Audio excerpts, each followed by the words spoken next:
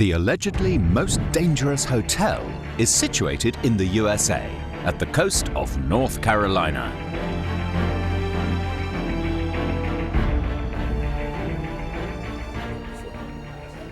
Good morning. You must be Richard. I am. Hey. Hi, nice to meet you. Nice to meet you, Mark. Richard is the owner of this mysterious hotel. The first peculiarity is that it's only reachable by helicopter. So how will I get there to the frying pan? You're going to go on this same helicopter after we get all the food out of here. Take care. Take care. By helicopter? That's right, because the hotel is situated in the middle of the ocean on an abandoned lighthouse. By the way, the flight is not included in the booking price. A return ticket for the flight costs $2,500. There is space for a maximum of 3 people in the helicopter. We fly 55 kilometers out on the ocean to the Cape of Fear. Sailors call the area the graveyard of the Atlantic Ocean. What looks like an oil rig is the lighthouse. The US Marine Service closed it down 30 years ago and abandoned it. No one wanted the rusty platform until 2010. That's when Richard showed up. Thank you very much. So, I was the only bidder on this. I did not expect to win, so it's a bit of a shock when I ended up getting it. It was, now what do I do, right? okay. So, as is, where is, sight unseen. There's your tower. So now I see a hotel here. Yeah.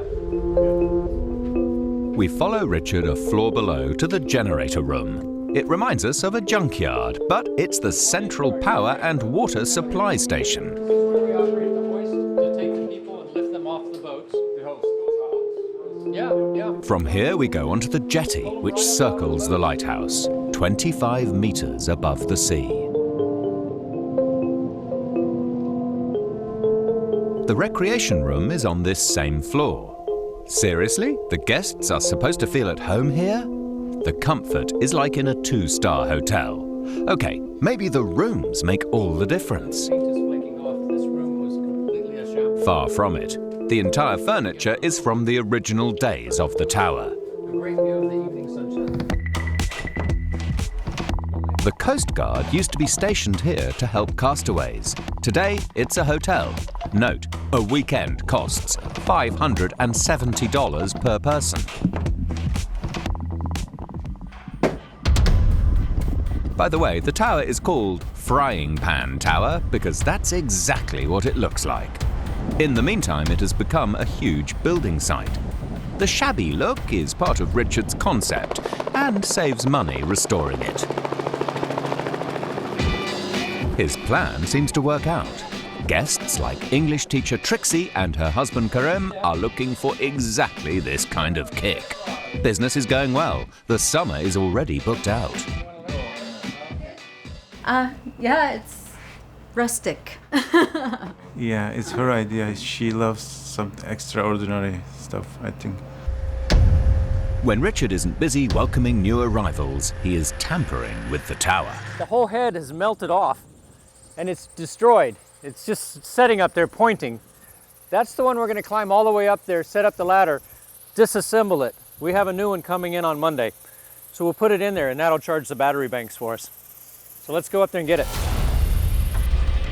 The batteries supply the emergency current for the radio equipment, so Richard can call for help if someone gets badly injured.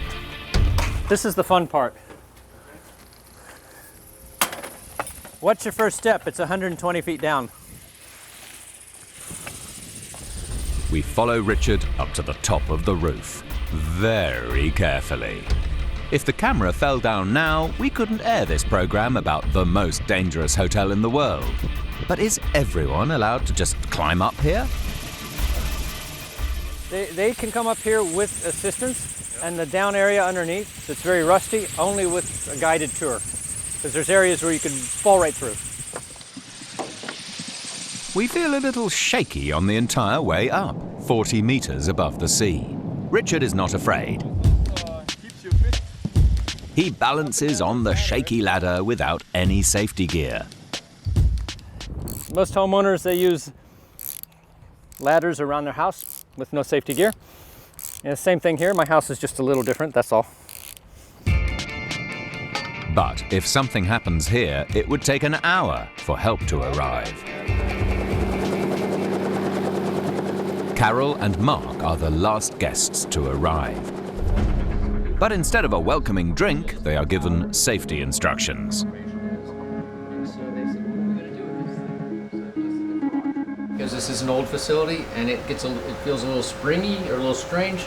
Well, maybe something is rusted or broken since the last time we were here. Don't assume it's good, just come tell me. We have a Marine Band radio there, which we can mayday on channel 16. If a person falls in the water, God forbid, do not jump in after them, please. Grab a life jacket right off of there. I grabbed 3 or 4 of them. Throw them life jackets. And never go exploring on your own. If no one notices you falling into the water, who is supposed to help you?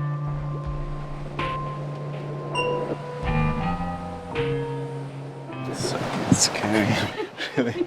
Oh.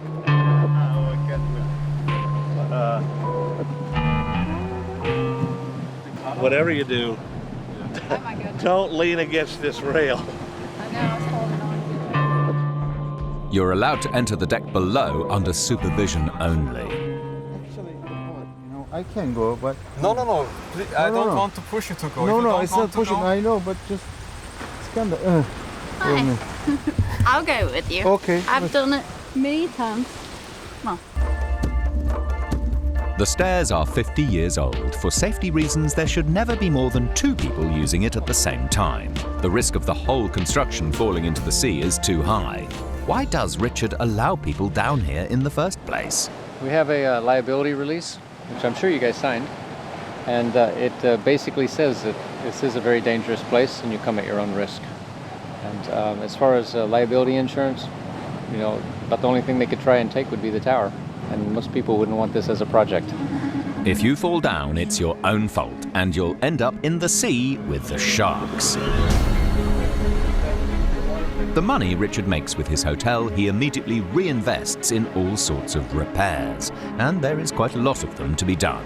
In order to restore everything, Richard would need just almost $3.2 million.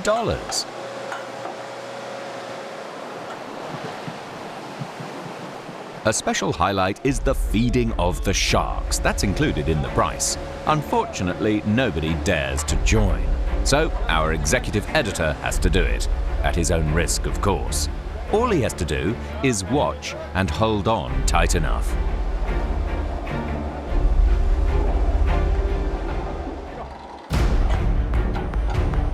Together with Brooke, we go down 25 meters to where the sharks are. She does the feeding. And again, there's a golden rule. If you fall into the water, it's your own fault. Or hear the, splat in the water, they come straight up, usually. Yeah. Brooke is down here regularly and even goes for a swim sometimes. She uses bait fish to attract the sharks. Bull sharks are typical for the area and they are extremely aggressive.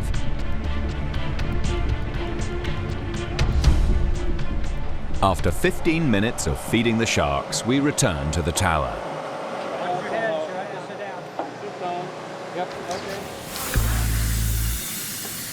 It's time to relax. Most guests spend their time fishing.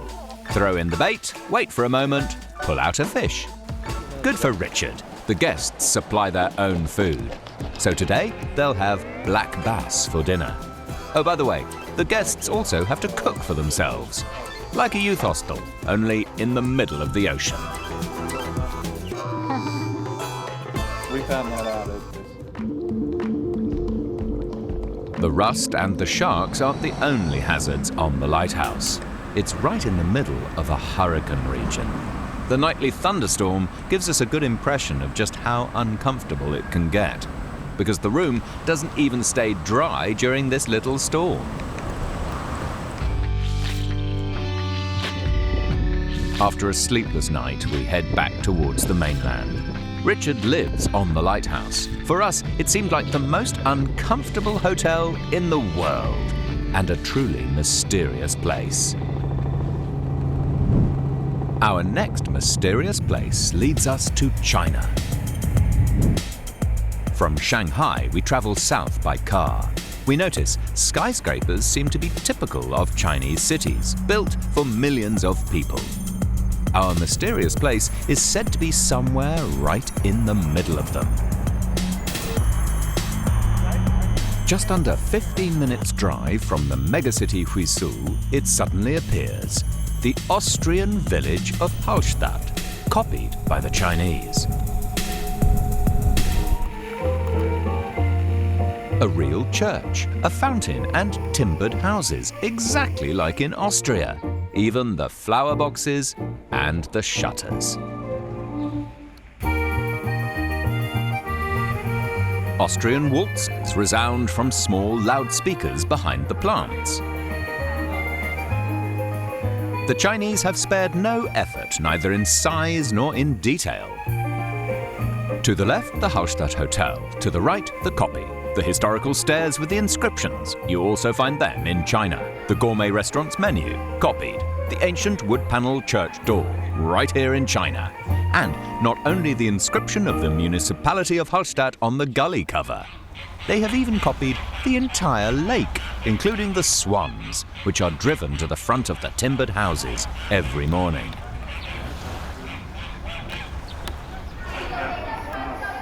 Only the Chinese characters on the signposts and the Chinese women dressed in traditional Austrian costumes reveal that this is just a copy. Some things, like the village church, the Chinese have set to a slightly different purpose. They've simply turned the sacred site into a showroom for estate agents. This is where they sell the houses. Estate agents instead of altar boys. Sales show instead of mass. And now we realize the stolen Austrian village is not at all what really matters here. They are planning to build huge housing areas worth a total of $970 million around it. A few model houses like this one have already been completed. This is nothing like the 100-year-old timbered houses in the real Hallstatt. The copied village centre, it's obviously just a huge marketing gag of the state-owned Chinese building company, China Mining. We find someone who's in charge. The vice president of one of the building firms waves at us in a friendly way, but refuses to give an interview. He also forbids us to talk to any of his employees. Finally, an especially selected estate agent is allowed to show us round the secretly copied village. 是建造了一个非常浓缩版的奥地利这个风格商业这一块，是采用了奥地利的那个被评为奥地利的艺术氛围，在这边不用坐飞机，直接在家门口就可以享受得到了。因为这边它是有高层，这边有高层。这个就是我们的一个啤酒广场，就是跟奥地利当地一模一样的。我们这边它会引进奥地利的小麦酿成的一个啤酒，叫黑啤啊，在奥地利非常出名，大家也知道。一个旅游配套啊。 Imported wouldn't secretly copied or stolen describe it more accurately, and the Chinese even take it a step further. They use posters of the real mayor of the Austrian village of Hallstatt for promotion purposes. 那这边我可以跟你一个很简单的一个回答你的问题啊，但是对我们是没有跟他有怎么的一个接触，但是后面我们这边为什么要把它的一个原样放到中国来这边啊？就是因为它是被称为世界最美丽的小镇之一以外，它也是一个文化遗产。文化遗产，那我们中国呢，就是想把它这个最好的一个文化放到中国来。 The Chinese are able to remain relaxed about it because, in fact, there is no law that forbids copying an existing village. We take a look around and want to find out how much Austrian heritage is to be found in this copied Hallstatt. A look behind the scenes reveals debris and garbage, Europe on the outside and disaster on the inside. And this is what it looks like behind most of the house walls in the village centre. And here we have some dusty market stands with the plastic fruit knockoffs. And the lobby of the Noble Hotel on the market square, a build-up of debris, dirt and garbage. Will this ever turn into a real hotel? Nobody is prepared to tell us. The whole day long, workers and day labourers in their pedal boats ride across the copied lake, but not to stimulate the tourists to go on a boat ride, but to collect the dead fish. And migrant workers clean up the washed-up garbage that is lying around. 嗱，多啲係嘛多，你睇要親到個，星期六跟星期天，星期六跟星期天啊，星期六。 So things don't seem to work out properly here. The construction is obviously behind schedule. The Hallstatt copy doesn't seem to be one of those Chinese success stories. But what do the real inhabitants of Hallstatt have to say to the bold copy? No one here is angry. Reports on the copy of the village have led to a rise in tourist numbers, and the mayor has accumulated a whole wardrobe full of conciliatory gifts from the Chinese building company. Ja, ich bin mir schon ganz sicher, dass die ein schlechtes Gewissen hatten. But he has forgiven the Chinese and is even proud. Dass ein kleiner Ort, 800 Einwohner, kleiner Ort im Salzkammergut, in China nachgebaut wird und kopiert wird. China selbst so eine lange Tradition hat und unsere Häuser kopieren sie, also das hat uns schon verblüfft, aber auch geehrt, muss ich sagen. Monika Wagner, the owner of the original hotel in Hallstatt, has found her own way to deal with the copy. She is in the process of refurnishing the entire hotel with reproduced luxury furniture from China. Das, was die Chinesen können, das kann ich noch lange. Und ich lasse die Biedermeier-Möbel, die dann ins Hotel kommen, in China drüben kopieren, weil da sie ja schon so gut sind im Kopieren, können sie das ja auch für mich machen. No one knows when the Chinese Hallstatt will be completed, but the Austrians are moving towards the next 1,000 years of their future in a very relaxed way. Our search leads us on to the Caribbean. We are on the tropical island of Sint Maarten. What used to be the home of pirates and looters is now a popular holiday resort with a paradise feeling to it. Maho Beach. You could stay here the whole day, sipping cocktails, swimming in the sea and enjoying the sun. But the tourists come here for a very different reason. We just passed through and I said we have to go there because we saw so many pictures and films. We came here to see the planes fly by. 9 a.m. It's almost time. All the beach visitors are preparing for the big moment.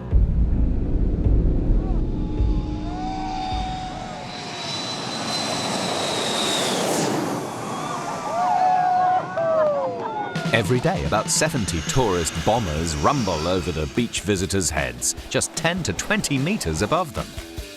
But why does the runway have to be exactly next to the beach? The reason is simple enough. There is not enough space on the island, because the aircraft need at least 2,300 meters to land safely. Tourist manager Marla Chemist is happy about it, because up to 10 cruise liners arrive every day just to watch the airplanes. She understands. But I love it. Why? Well, it's just excitement to have this huge plane, like fly just a little bit over your head, and you can almost touch it, but not possible. But it's fun. It's nice to see the excitement, and this is one of the few places you can actually see the plane so close up. Almost 500,000 tourists visit the island every year to have a live experience of the show.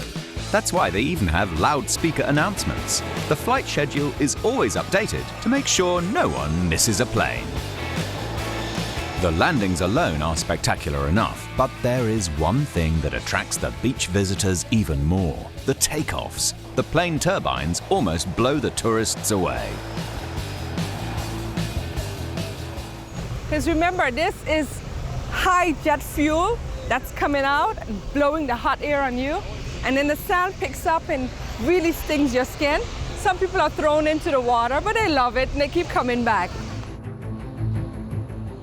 The best spot right behind the runway, because the jets can only take off at full throttle on this short runway. That causes a great stir. The turbine air whips the visitors' faces at speeds of up to 200 kilometers per hour. One time we had Air France come in and the wheel of the Air France actually touched on the fence and pulled it down. So you have to be very careful. Of course, a lot of them are thrill seekers.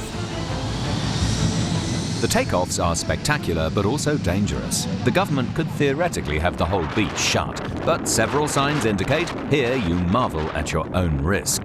The thrust is so strong, it literally catapults the visitors into the sea. In 2012, 2 women were even thrown off a fence and seriously injured. But hardly anyone is afraid. It was great. It was refreshing. You feel the power of the engine, so it's great. Normally, nobody likes to visit the beach in the rain. It's different here. Maho Beach may be the only beach in the world attracting even more visitors during the rain, because then the turbine air whips up the water, the extra kick for many.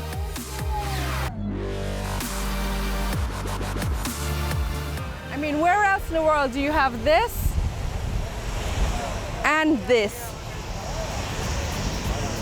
Probably nowhere. And that's why Maho Beach is one of the coolest beaches in the world.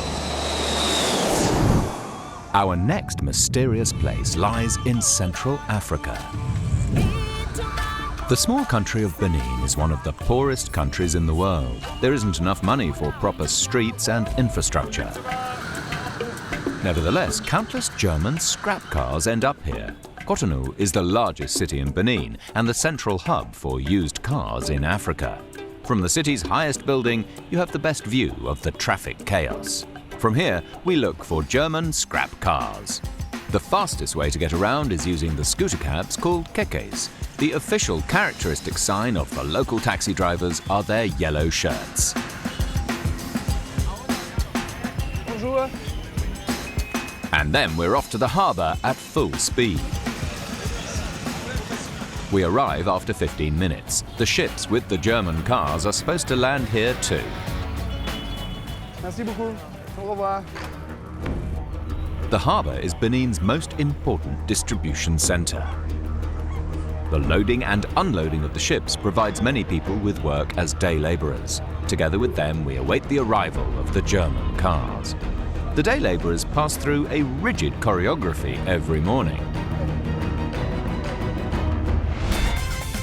First, the cars have to get off the ship. Then it's over to the customs parking bay in the harbour.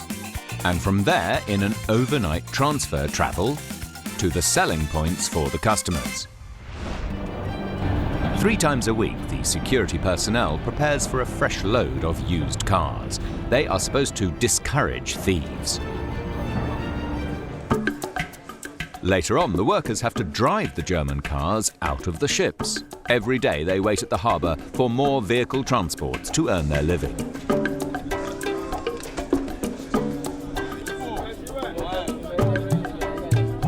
The men check the helpers' driving licenses and keep them as a deposit to prevent cars from vanishing. After a 2-hour docking manoeuvre, the stern flap of the ship finally opens. A maritime parking deck.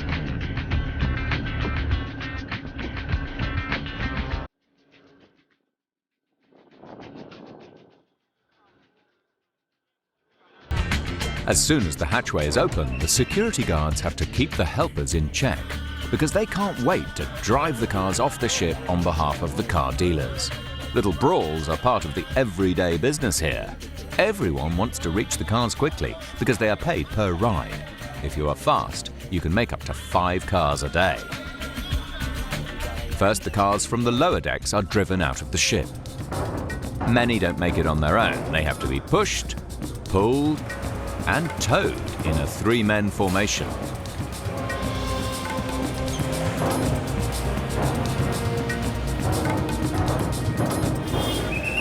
Or the car behind pushes it out. Finally, we are allowed into the inside of the ship. The unloading is in full swing here too. As our reporter explores the swimming parking lot, the lower decks have already been emptied. This is how the system works. The drivers have to wait in small groups until a security guard calls them to the waiting cars. Time is money. If a damaged car blocks the unloading process, the drivers get less tours and less money. In cases like these, there are fixers with their service cars at hand.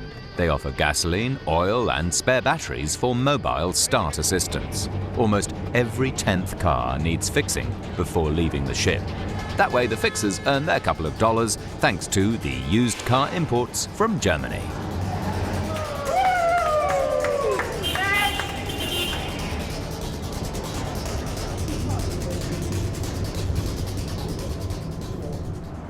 We meet with the chief mate on the command bridge of the Japanese ship.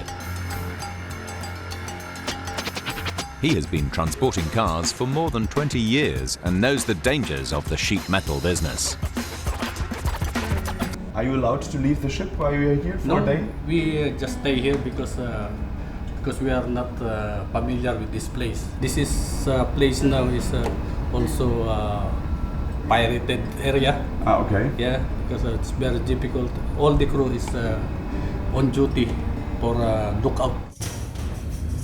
The shipping companies don't like the pirate problem to be mentioned. They even keep a salt secret to prevent the insurance fee from rising.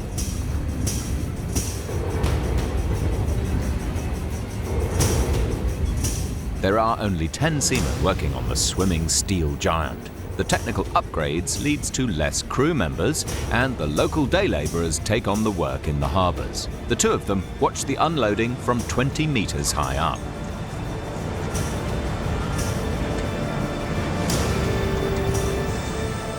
How long does it take to get all the cars off the ship? For 1,893 units, they will only work for about 12 hours. 12 hours? Just 12 hours. Every half hour, a platform truck brings back the helpers who have already handed over their car at the customs parking bay. They are hoping for another tour and commute around the port the whole day long, until the entire ship is empty.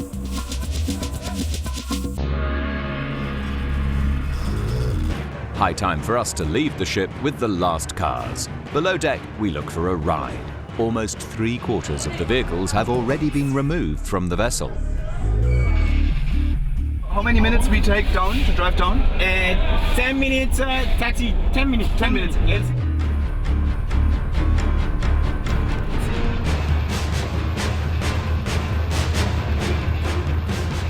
Now the German scrap cars are facing the next hardness test, the African roads. The car with our reporter breaks down after just 20 meters. He has to look for another ride. Please stop this car. Cool, cool.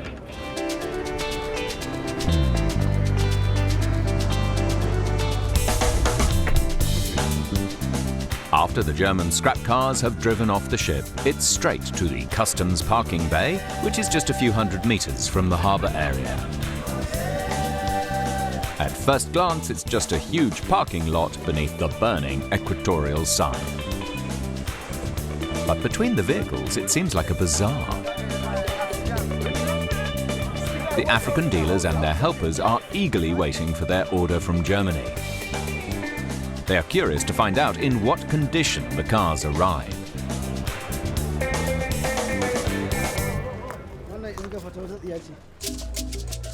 Because many of the cars have missing lamp glasses, outlet nozzles, wing mirrors, or missing brand emblems.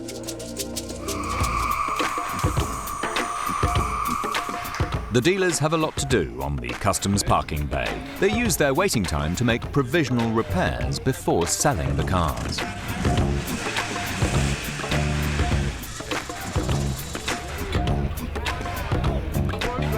The best deals are made by the men from the tyre service, because many cars arrive in Benin with a puncture. Detach the tyres, put them back on again, and balance them by guess and by gosh, all inclusive.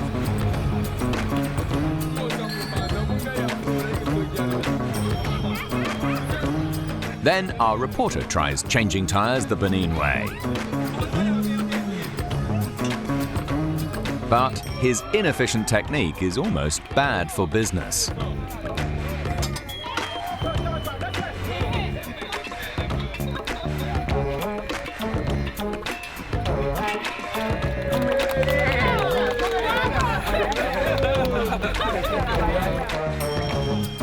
The trade with the second-hand tyres, it's also a way for the locals to get their share in the business of importing scrap cars. After darkness sets in, suddenly it gets hectic on the customs parking bay once again.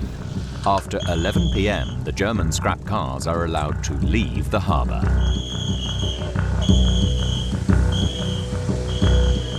Everything that hasn't been repaired by now is towed.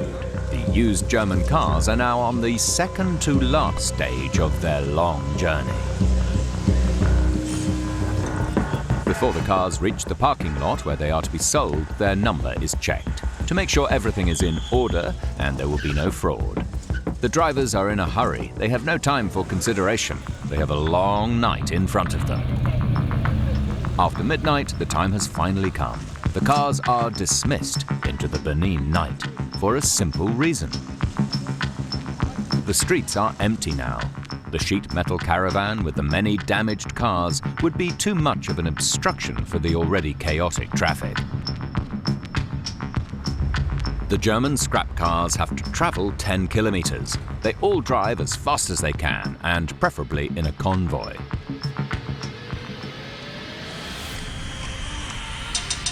Early the next morning, there is hustle and bustle along the road.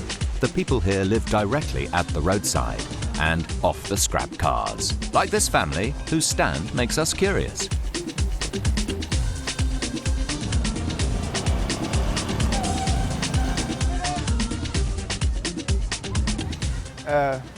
What is in here?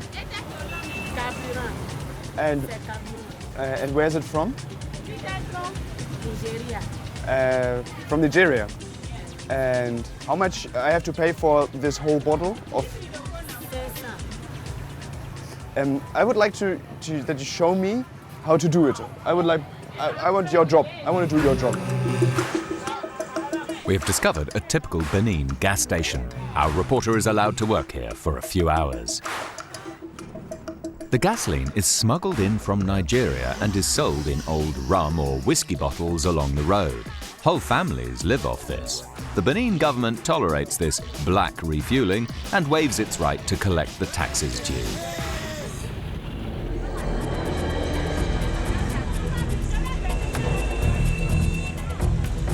The black petrol costs 60 cents, no guarantee on the quality. Cars are refueled from these 20-litre bottles. Physical commitment is required here.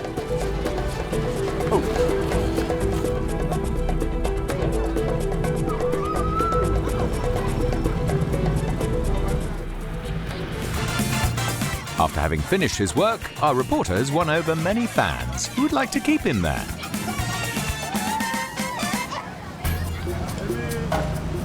From the gas station, it's not far to the points of sale where the German cars are waiting for their new African owners. About 40,000 scrap cars from Germany, Europe and the USA are waiting for buyers from all over West Africa.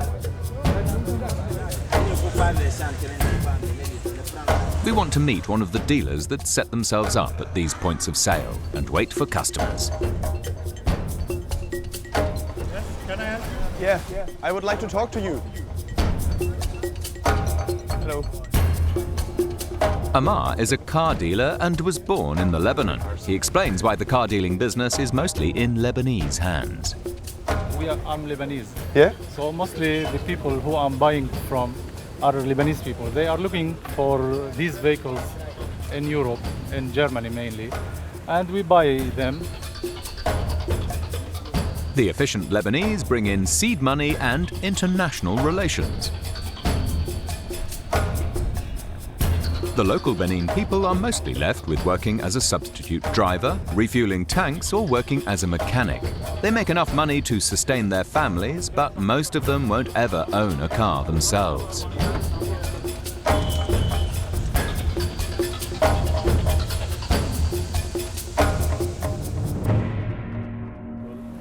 People from this country, they buy also, but they not buy that big number of vehicles. They buy, but mainly Nigerian people buy. These vehicle tourists from Nigeria and other neighbouring countries buy more than 80% of the cars and take them back home. If they are interested in a car, they check it thoroughly.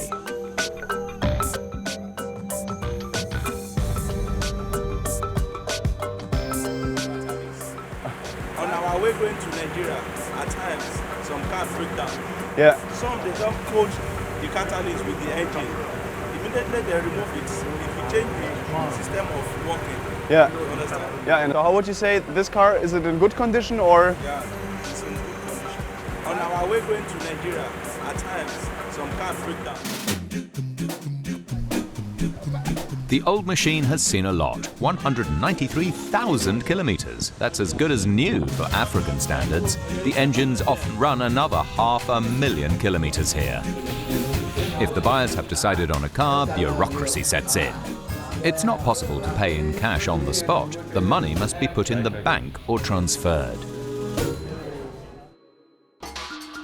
The handing over of the keys is not particularly ceremonial. For each car, the dealer gets about $100 to $150.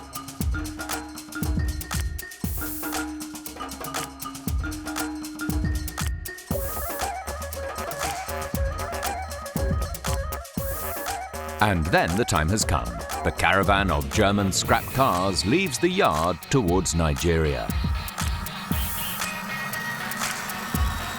What lies ahead are dirt roads, deep potholes, and a lot of sand and dust. But if they're lucky, a couple of more years under the African sun. From Benin, we travel on to Siberia. Somewhere in the middle of nowhere in Siberia lies the city of Mirny. This city exists for one sole reason: the diamond mine Mir, one of the largest in the world. Almost 40,000 people live in Mirny, holding out in snow, ice, and minus 50 degrees. Hard to imagine, this is the center of the Russian diamond mining industry. And we want to see these diamonds. After more than a year of research, we have finally been granted permission to shoot at the second largest producer, named Al Rosa. But we are put off at first. А пока я предлагаю посетить смотровую площадку, платформу «Карьера Мир», где мы увидим карьеру, то, с чего начиналось. Okay? Okay.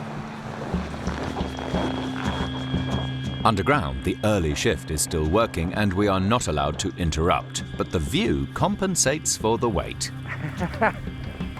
Wow. Gigantic.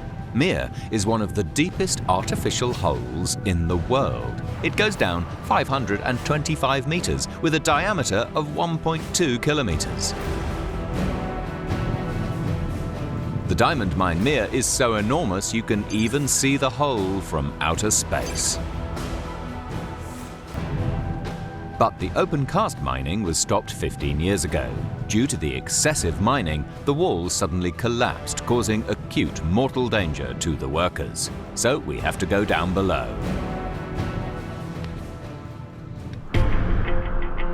Underground, the mining continues. The entrance is right next door, and thanks to a special permit, we are allowed to witness it firsthand. But diamond mining underground is dangerous. That's why we have to take part in a safety briefing. Самоспасатель используется в случаях задымления, выбросов газов, нештатной ситуации или каких-либо аварийных других ситуаций. The protective mask supplies about 50 minutes of oxygen in an emergency. We even have to sign a waiver. If anything happens, it's our problem. But we really want to see the diamonds. Therefore, we must go down the mine. Our guide, shift supervisor Sergei Gamba.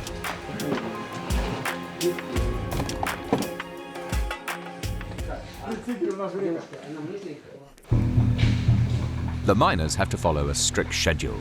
Many of them are day laborers. If they miss the elevator going down, they lose a day's wage. There's just one person for whom Sergei willingly makes time.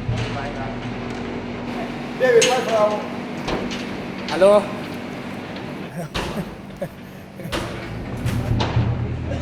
The Mir mine is like a family business and has been for 60 years.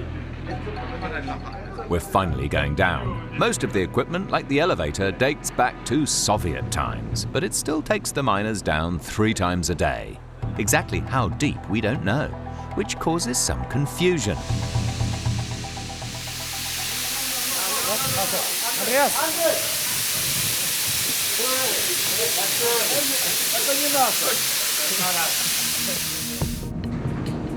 We go down even further, a whole kilometer.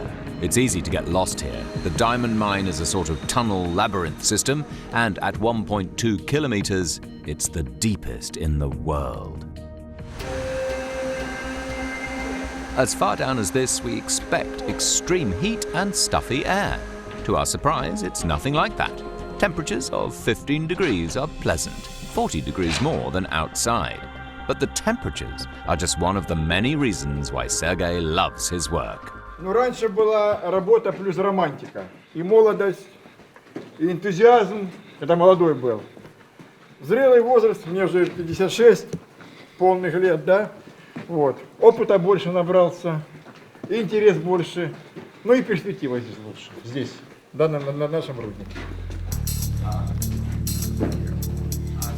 But the job is very dangerous. Sudden fires or smoke are not uncommon in the narrow corridors, and sometimes even a simple step can be risky.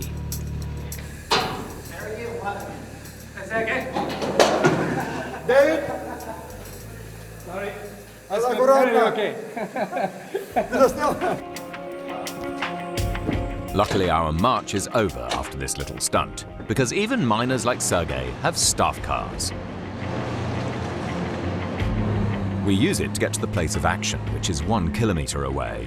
A huge machine is waiting for Sergei, the object of desire, a massive rock wall. Since Sergei is so concentrated, we assume this must be our treasure. Мы не геологи, мы добытчики. Нам дали направление, наше дело рубить. Приходит геолог, проверяет, бурятся шпуры, опережающий керн берется. Если все устраивает, нормально, мы едем дальше. Неправильно вопрос ставят. Алмазы есть, выход каратов, они везде есть, да. Мы доходим до породы. Because underneath Mirny lies a gigantic deposit of the volcanic rock kimberlite, of a very rare kind. It's teeming with diamonds. What's special? Not every kimberlite has valuable stones, but here in Mirny, the amount is extraordinary. Sergei's job to tear the rocks off the wall with this monster. The steel drills have been especially designed for mining and can even crush concrete. All that's missing is the truck that picks up the diamonds.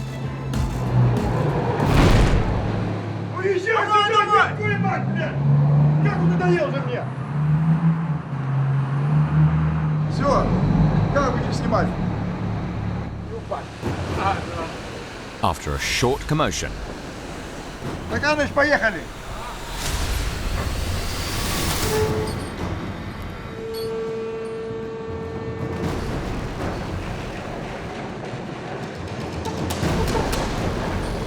even if it looks rough, the mining doesn't harm the diamonds in the least. They are made of the strongest material in the world and almost indestructible. But we don't see much sparkling or glittering yet.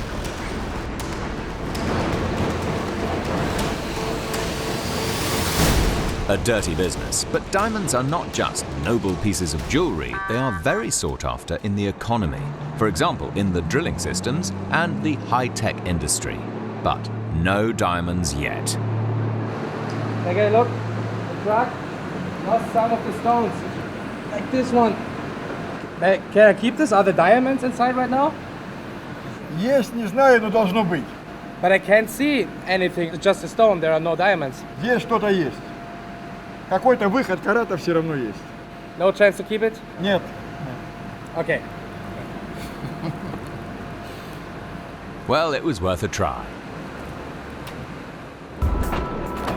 The stones are transported to the collecting bin with a trolley.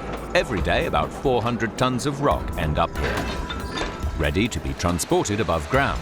To where exactly, we'll see later on.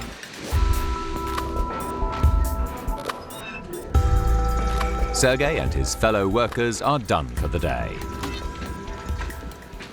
Ну, скорее всего, наверное, это авантюра своеобразная. Авантюра, сам вкус. Ну, подземка есть подземка. Запах, удовольствие. Друзья, товарищи, коллеги. Романтик. После работы бир. Ну все. After 8 hours of hard work, he surely deserves one. At 8 p.m. sharp, Sergei and his comrades return to daylight. And our first day in Mirny ends. The next morning, as an exception, we're allowed to witness a blasting, but underground they are forbidden. So we go to an open-cast mining site which is still in operation. We fly the 400 kilometers to Nyeva. This is where we meet Dmitry Shuklin. Just like underground, everything has to be done very fast in daylight. Значит, сейчас мы едем к месту проведения взрывных работ, которые будут на карьере Батобинский.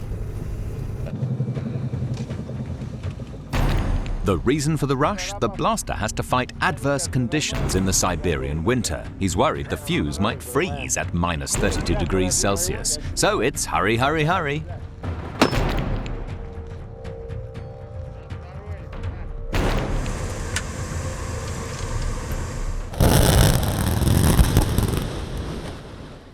It seems to have worked out.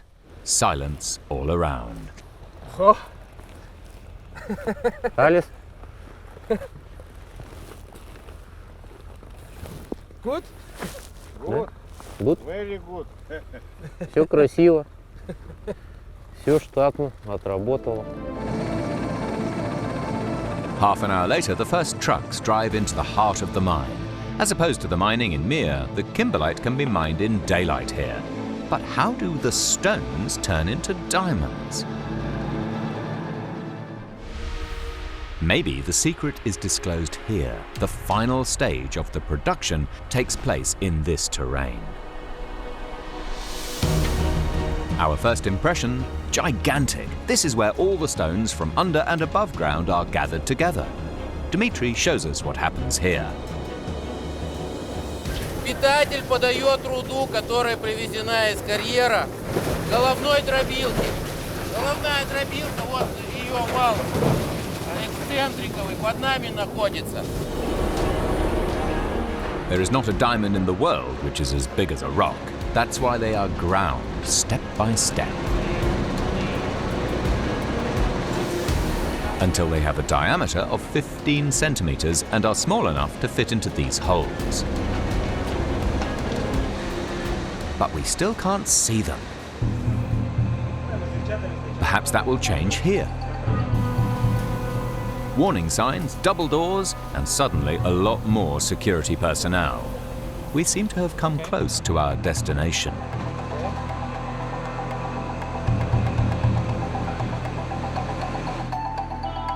Maybe behind this door we'll find what we've been looking for so long. But we find dirty old stones. То есть на него подан уже концентрат, облученный рентгеном. Алмаз начинает светиться, срабатывает пневмопушка, который... The machine scans the stones and simply sorts out the diamonds. The valuable ones are put into a sulfurous chemical bath. The mixture is strictly secret, but it separates the volcano's stone kimberlite from the diamond. But these are just stones. The exact procedure is kept from us. A big secret and still no diamonds. But we are told we'll find them here. Будьте добры, пожалуйста, ваш паспорт.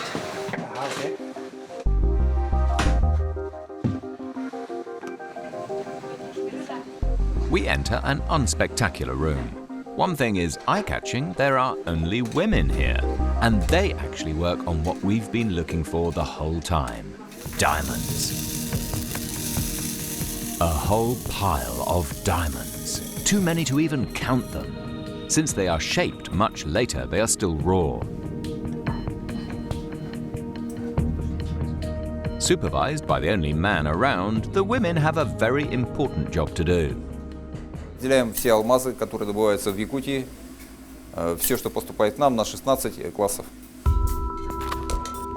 The weight is measured in carat.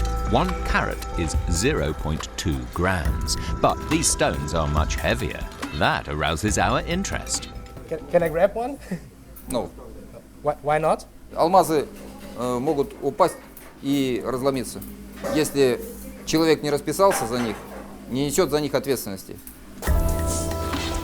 They earn about $1,000 a month. It's good money, but wouldn't it be tempting to put a little something in your own pocket? Нет, об этом мы не задумываемся никогда. The reason? The stones are catalogued before the transport. If a single one of them gets lost, they all have to compensate for it, and that could be very expensive.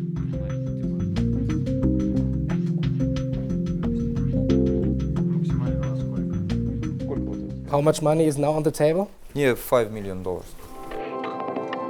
Apart from size and weight, the price depends on the so-called purity.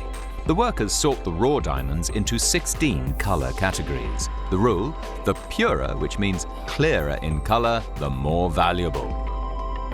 Especially dark diamonds cost about $10 per carat, nothing compared to those which are almost as transparent as glass.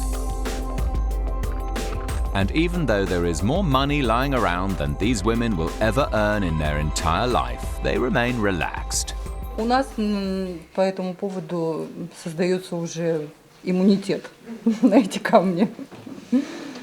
Поэтому мы их рассматриваем только как свою работу, а не как какие-то денежные премии, бонусы или что-то. Rather valuable stones. Demand in Russia is so high, they are only sold in the country itself. And there are still a lot more.